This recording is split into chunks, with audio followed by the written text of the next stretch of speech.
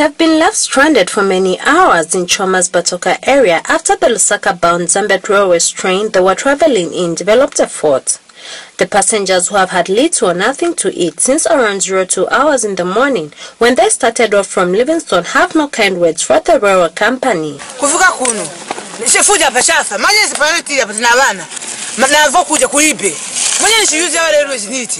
Angalia kuna nwaziro wanieu kifaru tuwafu tafate nikomate rusanya ndelana pa akuzibali kulifaka palunano na kumani kapalunano na kumani akuzibali cheba lumeze toho isirite teluza pa unalwanya ndeluya kwa kitwe pa lomba za mama liro lomba za mama tata shutani lomba ya kwa machechi kayoko pa ngami kwa pano minga tangata chona lweze chwani lunuzwa kwa ule nao mande uzokwa mulobeziru na abamu.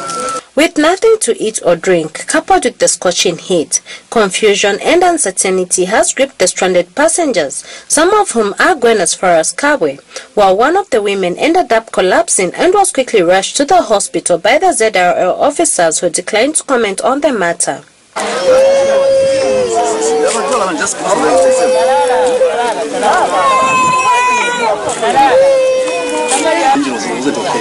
Went back.